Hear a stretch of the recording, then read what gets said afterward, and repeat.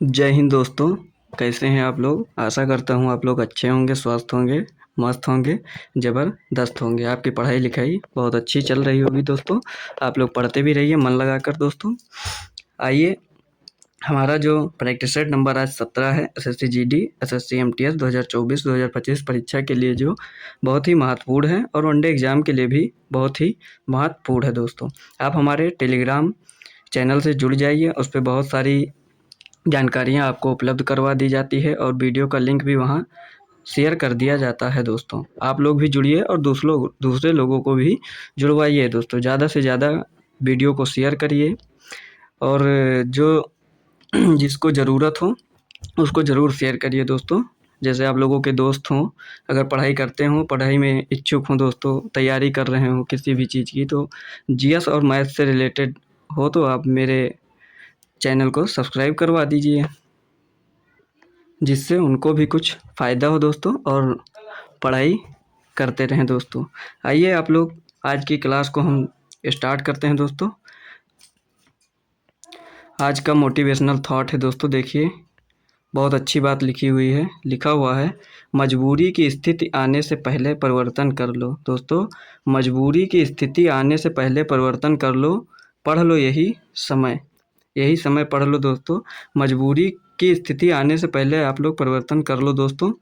आइए, आज का बहुत ही महत्वपूर्ण सवाल, प्रश्न नंबर 1 हमारा है, महाबलीपुरम स्मारक राजवंश वास्तुकला में बनाए गए थे। दोस्तों, जो महाबलीपुरम स्मारक थे वो किस राजवंश वास्तुकला में बनाए गए थे दोस्तों? ऑप्शन देख लीजिए दोस्तों। ऑप्शन है चंदेल, पल्लव, पाली, गुप्त। तो दोस्तों, जो हमारा महाबलीपुरम स्मारक था वह बनाया गया था पल्लव वंश में दोस्तों। पल्लव राजवंश वास्तुकला में बनाए गए थे। प्रश्न नंबर 1 का ऑप्शन नंबर बी बिल्कुल करेक्ट आंसर हो जाएगा दोस्तों। आइए अगला प्रश्न देखते हैं। प्रश्न नंबर, पल्लव वंश, पल्लव राजाओं द्वारा स्थापित अभयारण्यों का यह समूह 7वीं और 8वीं शताब्दी में कोरोमंडल तट के किनारे चट्टान को काटकर बनाया गया था। यह विशेष रूप से अपने रथों के रूप में मंदिर, मंडपों, गुफा अभयारण्यों के लिए जाना जाता है। महाबलीपुरम शहर की स्थापना पल्लव राजा नरसिंहवर्मन प्रथम ने की थी दोस्तों। किसने की थी? नरसिंहवर्मन प्रथम ने की थी। प्रश्न नंबर 2 हमारा कह रहा है दोस्तों, किसने सितंबर 2022 में कोच्चि में भारत के पहले स्वदेशी एयरक्राफ्ट कैरियर आईएनएस विक्रांत को प्रमाणित या कमीशन किया था दोस्तों? देखिए, करंट का सवाल है दोस्तों। ऑप्शन ध्यान से पढ़िए। राजनाथ सिंह, अमित शाह, ज्योतिरादित्य सिंधिया, नरेंद्र मोदी। तो दोस्तों, जो 2022 में कोच्चि में भारत के पहले स्वदेशी एयरक्राफ्ट कैरियर आईएनएस विक्रांत को प्रमाणित किया था वो थे हमारे Jyotiraditya Scindia. Option number C प्रश्न नंबर 2 का बिल्कुल करेक्ट आंसर हो जाएगा, ऑप्शन नंबर सी। आइए अगला प्रश्न देखते हैं। प्रश्न नंबर 3। प्रश्न नंबर 3 कह रहा है, भारत में पहली संपूर्ण जनगणना कब की गई थी दोस्तों? भारत में पहले संपूर्ण जनगणना कब की गई थी? ऑप्शन देखिए, 1882, 1880, 1887, 1881। तो दोस्तों, जो भारत में पहली संपूर्ण जनगणना की गई थी वो की गई थी 1881 ईस्वी में। 1881 ईस्वी में भारत की पहली संपूर्ण जनगणना की गई थी। ऑप्शन नंबर डी इसका बिल्कुल करेक्ट आंसर हो जाएगा प्रश्न नंबर 3 का। आइए अगला प्रश्न देखते हैं। प्रश्न नंबर 4। प्रश्न नंबर 4 कह रहा है, कुल उपनिषदों की संख्या कितनी है? जो उपनिषद हैं हमारे, उनकी कुल संख्या कितनी है दोस्तों? 24 है, 52 है, 78 है, 108 है। जो हमारे उपनिषद हैं दोस्तों वो हमारे कुल उपनिषद 108 हैं दोस्तों। क्वेश्चन नंबर 4 का ऑप्शन नंबर डी बिल्कुल करेक्ट आंसर हो जाएगा दोस्तों। आइए अगला प्रश्न देखते हैं। प्रश्न नंबर 5 बहुत ही महत्वपूर्ण सवाल पूछ रहा है, मुद्रा राक्षस किसकी रचना है दोस्तों? ये कई कॉम्पिटिटिव एग्जाम में पूछा जा चुका है दोस्तों। मुद्रा राक्षस किसकी रचना है? और ये इसकी जो ऑप्शन है देख लीजिए, कालिदास हैं, विशाख दत्त हैं, बाणभट्ट हैं, या इनमें से कोई नहीं है दोस्तों। तो मुद्रा राक्षस जो है वह हमारे विशाख दत्त जी की रचना है। ऑप्शन नंबर बी बिल्कुल करेक्ट आंसर हो जाएगा प्रश्न नंबर 5 का दोस्तों। मुद्रा राक्षस विशाख दत्त की रचना है। आइए अगला प्रश्न देखते हैं। प्रश्न नंबर 6। प्रश्न नंबर 6 हमारा कह रहा है, अजंता की गुफाएं कहाँ स्थित हैं दोस्तों? अजंता की गुफाएं कहाँ स्थित हैं दोस्तों? जितने लोग चैन जुड़ चुके हैं दोस्तों, वो लोग वीडियो को लाइक कर दें दोस्तों और शेयर भी कर दें। अगर चैनल पे नए जुड़े हैं तो चैनल को सब्सक्राइब कर लें दोस्तों, जिससे आपको आगे की वीडियो भी मिलते रहें दोस्तों। देखिए, क्वेश्चन पूछ रहा है कि अजंता की गुफाएं कहाँ स्थित हैं। ऑप्शन है उड़ीसा में है, महाराष्ट्र में है, मध्य प्रदेश में है या केरल में है। तो दोस्तों जो हमारी अजंता की गुफाएं हैं वो हमारी हैं महाराष्ट्र में। ऑप्शन नंबर बी इसका बिल्कुल करेक्ट आंसर हो जाएगा। अजंता की गुफाएं कहाँ हैं? वो है हमारे महाराष्ट्र में। आइए अगला प्रश्न देखते हैं, प्रश्न नंबर 7। प्रश्न नंबर 7 कह रहा है इंदिरा गांधी का समाधि स्थल, शक्ति स्थल कहाँ पर है? इंदिरा गांधी का समाधि स्थल, शक्ति स्थल कहाँ पर है दोस्तों? ऑप्शन है अहमदाबाद, दिल्ली, कोलकाता, पटना। तो जो हमारा इंदिरा गांधी का समाधि स्थल है वह है दिल्ली में दोस्तों। कहाँ पे है दोस्तों? दिल्ली में, जिसे शक्ति स्थल के नाम से भी जाना जाता है। किस नाम से? शक्ति स्थल के नाम से जाना जाता है इंदिरा गांधी की समाधि स्थल को। और ये कहाँ पे स्थित है? हमारे दिल्ली में स्थित है। आइए देखते हैं, इंदिरा गांधी का समाधि स्थल राजधानी दिल्ली में है, जिसे शक्ति स्थल कहा जाता है दोस्तों। क्या कहा जाता है? शक्ति स्थल कहा जाता है। इस समाधि पर एक बड़ी शिला रखी गई है। इस विशाल पत्थर का वजन 25 टन है दोस्तों। एक बड़ी शिला रखी गई है और इस शिला और पत्थर एक ही है दोस्तों। इस पत्थर का वजन कितना है? 25 टन है दोस्तों। आइए अगला प्रश्न देखते हैं, प्रश्न नंबर 8। प्रश्न नंबर 8 कह रहा है भारत देश का सबसे पुराना उच्च न्यायालय कौन सा है दोस्तों? अगर आप लोगों को पता है दोस्तों तो कमेंट करिए आंसर। भारत देश का सबसे पुराना उच्च न्यायालय कौन सा है? बम्बई उच्च न्यायालय है, या मद्रास उच्च न्यायालय है, दिल्ली उच्च न्यायालय है, या कलकत्ता उच्च न्यायालय है दोस्तों? बताइए आप लोग। तो दोस्तों जो हमारा सबसे पुराना उच्च न्यायालय है भारत देश का वह है कलकत्ता उच्च न्यायालय। ऑप्शन नंबर डी इसका बिल्कुल करेक्ट आंसर हो जाएगा प्रश्न नंबर 8 का। प्रश्न नंबर 9 हमारा कह रहा है मौर्य साम्राज्य की राजधानी कहाँ थी? दोस्तों मौर्य साम्राज्य की जो राजधानी थी वो कहाँ थी? ऑप्शन है पाटलिपुत्र थी, वैशाली थी, राजगृह थी, काशी थी। दोस्तों इसका जो प्रश्न नंबर 9 का जो आंसर है वो ऑप्शन नंबर ए बिल्कुल करेक्ट होने वाला है दोस्तों, पाटलिपुत्र। ऑप्शन नंबर ए इसका बिल्कुल करेक्ट हो जाएगा। मौर्य साम्राज्य की राजधानी जो थी वो थी पाटलिपुत्र में। आइए अगला प्रश्न देखते हैं, प्रश्न नंबर 10। प्रश्न नंबर 10 कह रहा है भील जनजाति कहाँ पाई जाती है दोस्तों? जो हमारी भील जनजाति है वो कहाँ पाई जाती है? ऑप्शन है मध्य प्रदेश, असम, राजस्थान, तमिलनाडु। तो दोस्तों जो हमारी भील जनजाति है वो पाई जाती है मध्य प्रदेश में। प्रश्न नंबर 10 का ऑप्शन नंबर ए बिल्कुल करेक्ट आंसर हो जाएगा। एमपी में पाई जाती है हमारी भील जनजाति दोस्तों। अगला प्रश्न देखते हैं, प्रश्न नंबर 11। प्रश्न नंबर 11 कह रहा है साइलेंट वैली नेशनल पार्क किस राज्य में है?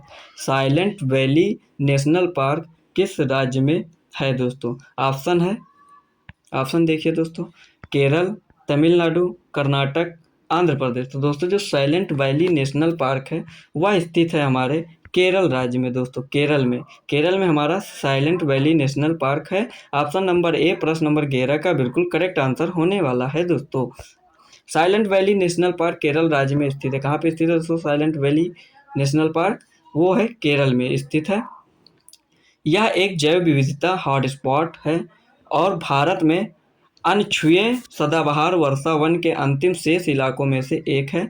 पार्क दुर्लभ और स्थानिक प्रजातियों सहित अपने समृद्ध वनस्पतियों और जीवों के लिए जाना जाता है। साइलेंट वैली नेशनल पार्क हाथियों, बाघों, शेर, पूंछ वाले मकाक और पक्षियों, सरीसृपों और कीड़ों के कई प्रजातियों का घर है साइलेंट वैली नेशनल पार्क। दोस्तों इसमें एक वर्ड आया है जैव विविधता का हॉट स्पॉट। दोस्तों आप लोग कमेंट में बताइए जैव विविधता दिवस कब मनाया जाता है? दोस्तों आप लोग कमेंट में जल्दी से बताइए जैव विविधता दिवस कब मनाया जाता है। आइए अगला प्रश्न देखते हैं, प्रश्न नंबर 12। प्रश्न नंबर 12 कह रहा है तराइन की पहली लड़ाई किस वर्ष लड़ी गई थी? जो तराइन की पहली लड़ाई थी वह किस वर्ष लड़ी गई थी? ऑप्शन है 1291 में, 1391 में, 1191 में या 1100 में। तो दोस्तों जो तराइन की लड़ाई थी वह लड़ी गई थी 1191 में। ऑप्शन नंबर सी इसका बिल्कुल करेक्ट आंसर हो जाएगा। तराइन की लड़ाई 1191 ईस्वी में लड़ी गई थी। किस में लड़ी गई थी दोस्तों तराइन की लड़ाई? 1191 ईस्वी में। आइए प्रश्न नंबर 13 देखते हैं दोस्तों। प्रश्न नंबर 13 ध्यान से पढ़िए दोस्तों, बहुत बढ़िया सवाल है दोस्तों। लिखा है निम्नलिखित में से कौन सा स्थान गौतम बुद्ध के जीवन से संबंधित नहीं है? संबंधित नहीं है दोस्तों। प्रश्न को बहुत ध्यान से पढ़ना दोस्तों, नहीं शब्द लिखा हुआ है। निम्नलिखित में से कौन सा स्थान गौतम बुद्ध के जीवन से संबंधित नहीं है? ऑप्शन देख लिए, लुम्बिनी, सारनाथ, बोधगया, पुरी। तो दोस्तों जो गौतम बुद्ध के जीवन से संबंधित नहीं, उस ऑप्शन को हम देखते हैं दोस्तों। जो लुम्बिनी है ये तो उनका जन्म स्थान था दोस्तों। क्या था इनका? जन्म स्थान था लुम्बिनी। लुम्बिनी इनका जन्म स्थान था। सारनाथ था, यहाँ पे इन्होंने पहला उपदेश दिया था। कहाँ पे पहला उपदेश दिया था? सारनाथ में इन्होंने पहला उपदेश दिया था दोस्तों। बोध गया में इनको ज्ञान की प्राप्ति हुई थी दोस्तों। कहाँ पे? बोध गया में इनको ज्ञान की प्राप्ति हुई थी दोस्तों। और जो पुरी है ये उड़ीसा में है दोस्तों, इसलिए ये ऑप्शन नंबर डी इसका बिल्कुल करेक्ट आंसर हो जाएगा। क्वेश्चन नंबर 13 का ऑप्शन नंबर डी बिल्कुल करेक्ट आंसर हो जाएगा, पुरी। आइए प्रश्न नंबर 14 देखते हैं दोस्तों। प्रश्न नंबर 14 हमारा कह रहा है, निम्नलिखित में से कौन सा हिल स्टेशन उत्तराखंड राज्य में स्थित है? निम्नलिखित में से कौन सा हिल स्टेशन उत्तराखंड राज्य में स्थित है? सापुतारा, इकुसोम, गुलमर्ग, अल्मोड़ा। तो दोस्तों जो हमारा हिल स्टेशन अल्मोड़ा है दोस्तों, जो हिल स्टेशन अल्मोड़ा है यह उत्तराखंड राज्य में स्थित है। ऑप्शन नंबर डी इसका बिल्कुल करेक्ट आंसर हो जाएगा। अल्मोड़ा हिल स्टेशन जो है वह स्थित है हमारे उत्तराखंड में। उत्तराखंड भारत के उत्तरी भाग में स्थित एक राज्य है और अपनी प्राकृतिक सुंदरता और हिल स्टेशनों के लिए जाना जाता है। अल्मोड़ा उत्तराखंड के कुमाऊं क्षेत्र में स्थित एक हिल स्टेशन है और समुद्र तल से 1638 मीटर ऊंचाई पर स्थित है। समुद्र तल से कितनी ऊंचाई पर स्थित है दोस्तों? 1638 मीटर की ऊंचाई पर स्थित है अल्मोड़ा हिल स्टेशन। अगला प्रश्न देखते हैं, प्रश्न नंबर 15 दोस्तों। प्रश्न नंबर 15 कह रहा है 2028 ओलंपिक में कितने नए खेल जोड़े जाएंगे दोस्तों? करंट का सवाल दोस्तों। देखिए 2028 में कितने नए खेल जो ओलंपिक में कितने नए खेल जोड़े जाएंगे दोस्तों? तो ये हमारा जो है 5 खेल जोड़े जाएंगे दोस्तों। ऑप्शन नंबर सी इसका बिल्कुल करेक्ट आंसर हो जाएगा। 2028 ओलंपिक में 5 खेल जोड़े जाएंगे। ऑप्शन नंबर सी बिल्कुल करेक्ट हो जाएगा। IOC के अध्यक्ष थॉमस बॉक ने मुंबई में IOC कार्यकारी बोर्ड की बैठक के बाद यह घोषणा की। IOC ने बेसबॉल, सॉफ्टबॉल, फ्लैग फुटबॉल, गैर संपर्क अमेरिकी फुटबॉल जिसे कहते हैं, और स्क्वैश और लैक्रोस के साथ 2020 क्रिकेट को 5 नए खेलों में से एक रूप में शामिल करने का LA आयोजकों को प्रस्ताव को स्वीकार कर लिया है दोस्तों। 5 खेल हमारे यही होंगे जो शामिल किए जाएंगे 2028 के ओलंपिक खेल में दोस्तों। आइए अगला प्रश्न देखते हैं, प्रश्न नंबर 16 देखते हैं। प्रश्न नंबर 16 कह रहा है, एपीकल्चर किससे संबंधित है? जो हमारी एपीकल्चर है वह किससे संबंधित है दोस्तों? ऑप्शन है मधुमक्खी पालन, मुर्गी पालन, मत्स्य पालन, इनमें से कोई नहीं। तो दोस्तों जो हमारा मधुमक्खी पालन है वह एपीकल्चर से स्थित है। एपीकल्चर से हमारा मधुमक्खी पालन संबंधित है। ऑप्शन नंबर 16, प्रश्न नंबर 16 का ऑप्शन नंबर ए बिल्कुल करेक्ट आंसर हो जाएगा। अगला प्रश्न देखते हैं, प्रश्न नंबर 17। प्रश्न नंबर 17 देखिए, बहुत ही महत्वपूर्ण सवाल है दोस्तों। क्रिप्स मिशन भारत कब आया था? जो हमारा क्रिप्स मिशन था वह भारत कब आया था? 24 मार्च 1946 को आया था, 22 मार्च 1942 को आया था, या 26 सितंबर 1946 को आया था, या 22 जुलाई 1947 को आया था? तो दोस्तों जो हमारा क्रिप्स मिशन था वह भारत आया था 22 मार्च 1942 को। कब आया था दोस्तों? 22 मार्च 1942 को आया था हमारा क्रिप्स मिशन। क्रिप्स मिशन 22 मार्च 1942 को आया था दोस्तों। क्रिप्स मिशन भारत में 1942 में आया था। इसका उद्देश्य क्या था दोस्तों? उद्देश्य देखिए, इसका उद्देश्य भारतीय नेताओं के साथ बातचीत करके भारत को द्वितीय विश्व युद्ध में ब्रिटेन के समर्थन करने के लिए राजी करना था। क्रिप्स मिशन के मुख्य उद्देश्य दोस्तों देख लीजिए, भारत को द्वितीय विश्व युद्ध में ब्रिटेन का समर्थन करने के लिए राजी करना, भारत को डोमिनियन स्टेटस का दर्जा देना, भारत के लिए एक अंतरिम सरकार की स्थापना करना, युद्ध के बाद भारत के लिए एक संविधान सभा की स्थापना करना। क्रिप्स मिशन के नेता सर स्टैफोर्ड क्रिप्स ब्रिटिश सरकार के एक प्रमुख नेता और भारत विशेषज्ञ थे। कौन था दोस्तों? Stafford Cripps. आइए अगला प्रश्न देखते हैं, प्रश्न नंबर 18। प्रश्न नंबर 18 कह रहा है, निम्नलिखित में से कौन सा मौर्य शिलालेख वर्तमान भारत में स्थित नहीं है? दोस्तों निम्नलिखित में से कौन सा मौर्य शिलालेख वर्तमान भारत में स्थित नहीं है? ऑप्शन देखिए, कलसी, कंधार, मास्की, गिरनार। तो दोस्तों इसका ऑप्शन नंबर जो बी है, कंधार, जो हमारा कंधार है वह इस समय भारत में स्थित नहीं है। प्रश्न नंबर 18 का ऑप्शन नंबर बी बिल्कुल करेक्ट आंसर हो जाएगा। जो कंधार शिलालेख है वह वर्तमान में भारत में नहीं स्थित है दोस्तों। कंधार मौर्य शिलालेख है जो वर्तमान भारत में स्थित नहीं है दोस्तों। यह कहाँ है? तो कंधार वर्तमान में आधुनिक अफगानिस्तान में है। उल्लिखित अन्य शिलालेख कलसी, मास्की और गिरनार सभी वर्तमान भारत की भौगोलिक सीमाओं के भीतर स्थित हैं। अशोक जैसे शासकों के अधीन मौर्य साम्राज्य के शिलालेख एक विशाल क्षेत्र में फैले हुए थे, जिसमें वर्तमान भारत, नेपाल, पाकिस्तान, अफगानिस्तान और बांग्लादेश के कुछ हिस्से शामिल थे दोस्तों। आइए अगला प्रश्न देखते हैं, प्रश्न नंबर 19।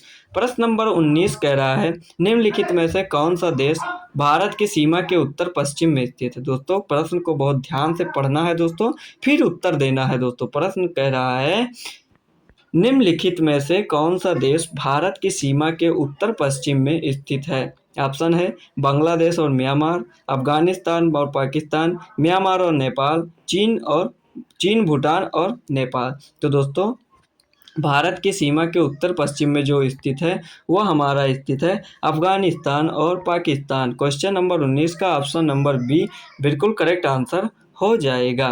अफगानिस्तान और पाकिस्तान वे देश हैं जो भारत देश के उत्तर पश्चिम सीमा पर स्थित हैं। पाकिस्तान भारत के साथ जम्मू और कश्मीर, पंजाब, राजस्थान और गुजरात राज्यों के साथ एक लंबी सीमा साझा करता है।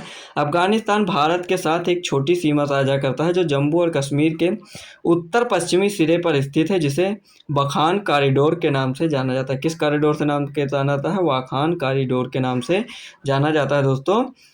अफगानिस्तान और भारत की सीमा जो साझा करती है जम्मू और कश्मीर के उत्तरी पश्चिमी सिरे से। आइए अगला प्रश्न देखते हैं, प्रश्न नंबर 20।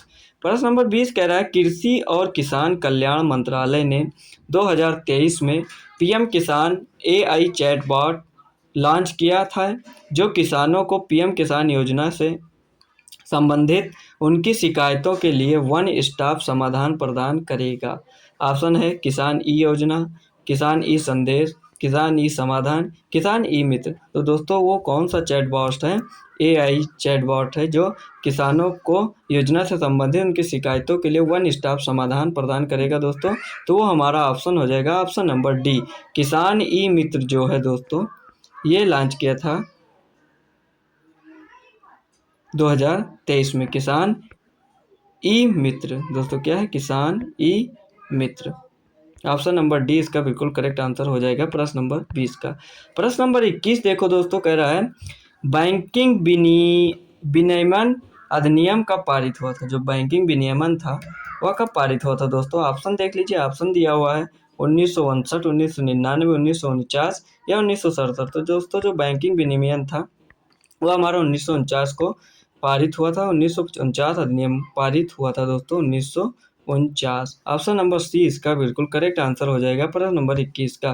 प्रश्न नंबर 22 देखो दोस्तों, कह रहा है जून 2023 में किसे स्पिनोजा पुरस्कार से सम्मानित किया गया है, जिसे कभी कभी डच नोबेल पुरस्कार भी कहा जाता है दोस्तों? किसको सम्मानित किया गया है दोस्तों इससे? जोईता गुप्ता को, रेखा शर्मा को, एम गौरवी रेड्डी को या माधवीपुरी बुच को दोस्तों। तो ये जो पुरस्कार था डच नोबेल पुरस्कार जो था 2023 जून में किया गया था, ये किया गया था जोईता गुप्ता को। ऑप्शन नंबर ए इसका बिल्कुल करेक्ट आंसर हो जाएगा। जोईता गुप्ता को जून 2023 में स्पिनोजा पुरस्कार से सम्मानित किया गया। स्पिनोजा पुरस्कार को अक्सर डच नोबेल पुरस्कार कहा जाता है। क्या कहा जाता है दोस्तों? स्पिनोजा पुरस्कार को डच नोबेल पुरस्कार कहा जाता है। यह नीदरलैंड का सर्वोच्च वैज्ञानिक पुरस्कार है और इसे Netherland organisation for scientific research NWO द्वारा प्रदान किया जाता है। यह पुरस्कार उन शोधकर्ताओं को दिया जाता है जिन्होंने अपने क्षेत्र में उत्कृष्ट और अग्रणी योगदान दिया है दोस्तों। यह पुरस्कार किसको दिया जाता है दोस्तों? उन शोधकर्ताओं को दिया जाता है जिन्होंने अपने क्षेत्र में उत्कृष्ट और अग्रणी योगदान दिया है दोस्तों। कौन सा पुरस्कार? डच नोबेल पुरस्कार। आइए अगला प्रश्न देखते हैं, प्रश्न नंबर 23। प्रश्न नंबर 23 कह रहा है भारत में 11वीं पंचवर्षीय योजना की समय अवधि क्या थी। दोस्तों देखिए, पंचवर्षीय योजनाओं से दोस्तों भी बहुत प्रश्न पूछे जा रहे हैं। दोस्तों आप लोग सभी पंचवर्षीय योजनाओं को ज़्यादा डिटेल में ना पढ़ें तो उनकी थीम क्या थी और वो कब से कब तक थी। दोस्तों इसको ज़रूर आप लोग नोट कर लें और याद भी कर लें। दोस्तों देखिए, प्रश्न पूछा है भारत में 11वीं पंचवर्षीय योजना की समय अवधि क्या थी। दोस्तों 2007 से 2012 तक, 2009 से 2014 तक, 2008 से 2013 तक या 2010 से 2015 तक। तो दोस्तों जो हमारी भारत में 11वीं पंचवर्षीय योजना थी वह थी 2007 से 2012 तक। 2007 से 2012 तक हमारी 11वीं पंचवर्षीय योजना थी। ऑप्शन नंबर ए इसका बिल्कुल करेक्ट आंसर हो जाएगा प्रश्न नंबर 23 का। भारत में 11वीं पंचवर्षीय योजना 2007 से 2012 तक लागू की गई। इस योजना का उद्देश्य तीव्र एवं अधिक समावेशी विकास हासिल करना था। क्या करना था? इस योजना का उद्देश्य तीव्र एवं अधिक समावेशी विकास हासिल करना था।